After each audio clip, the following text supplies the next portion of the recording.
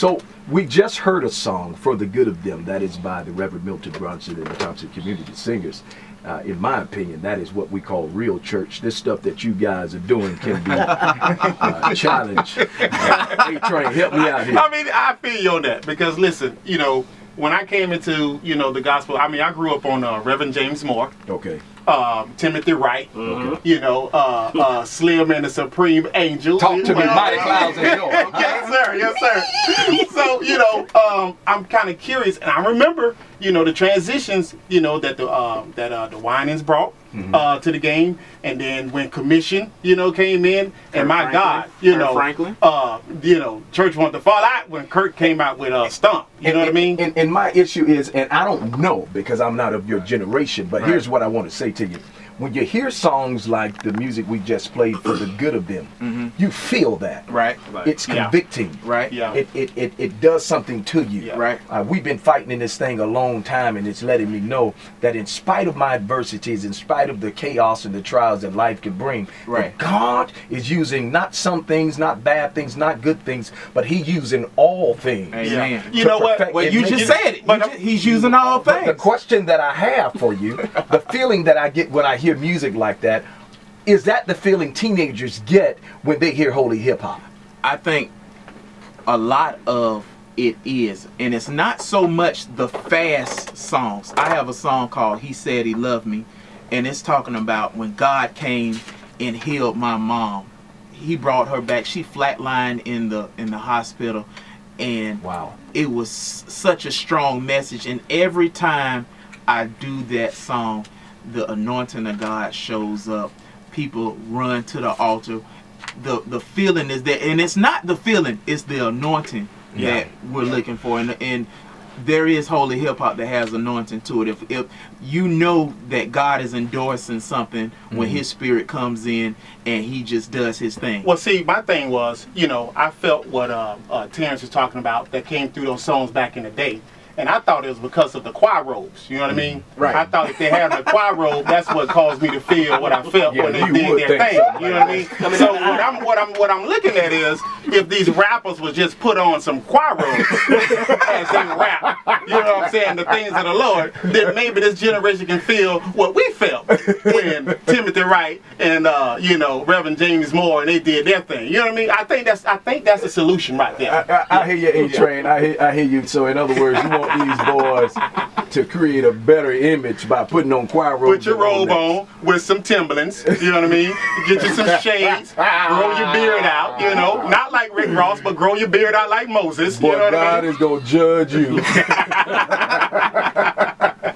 So what we're really saying is, so you see ministry, you see the anointing in your concept, you see the fruit. God show up, yeah. Wow, that is awesome to hear. Let me ask you something, Cstraight. Okay.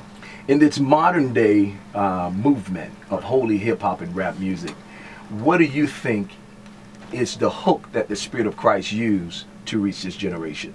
I think the hook is the truth.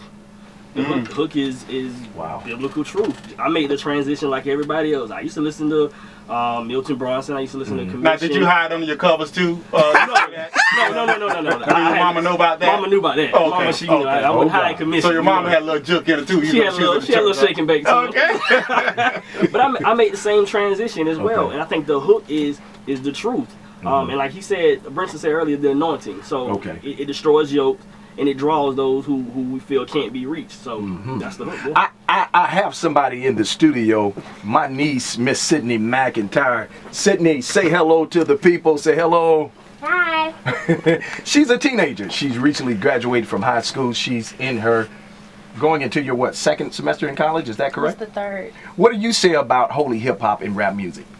I feel it's a good way to reach people that's my age. You know, it's the same message that older people get, but it's more contemporary and we listen to it because it's more what we want to listen to. So Sydney, are you telling me that you all no longer listen to Milton Brinson and the Thompson Community Choir? Nope.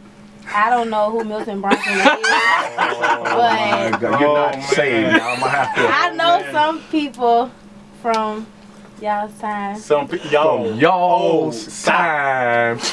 Sydney, do you want to eat today? We'll feed them. We'll feed them. That's good to hear from your generation, because here is the controversy here. We have this new generation that is saying holy hip hop is the way. That's what we want to hear. That's how we worship. But at the same time, you have people who are of the older generation that are saying we need to keep it the way that it's been all the time. So what I want to know from Cstraight is for churches who are looking to make that change, to cross over into this holy hip hop. What I want to know from you is, I want to know, how do you make that transition? Can you tell us that in 15 seconds or less? Make the transition by studying. You go ahead and listen to what you want or what you feel like the kids are listening to. It's important for the leadership to be on board first before they introduce it to their youth, to their body. Make sure it's sound doctrine. Make sure it's going to edify and lift up the body. So that sounds good, Cstraight. I appreciate that. Look here, man. Listen, I know you guys heard me say earlier in the show that you know, I had the opportunity to do an actual show with these cats right here, Brinson and Cstraight. So I know the listening audience out there would love to be a part of whatever these guys got going on, whether it's a show, whether it's their product that they have out there. So Brinson, I want you to let the people know where they can find you guys. You can go to godchasers.com, godchasers.com, and for like pastors and youth pastors who want to know about my ministry, you can go to brinsonmusic.info, and I have a new album on iTunes, Amazon, Google Play. It's called No Other Heroes. It was on iTunes, the front page of iTunes Christian Gospel section for 7 weeks. God just been blessing it. And we're on YouTube. Just type in Brinson. I'll come up. Type in Cstraight. No dashes. It's C and straight. It's God Chaser Cinema on YouTube. And I'll let Cstraight let everybody know where you can find him. Pretty much you can find me just about everywhere. You can find Brinson. I'm on the label. If you go to godchasers.com, you can find me there. If you just want to hit me up, just on a personal tip, you can contact me on Twitter. Cstraight the one. Cstraight, THEONE. Oh yeah, Twitter. You can find me at @Brinson_OMG. There it is. There it is. There it is. Fellas, man, we so appreciate you guys being in the studio today.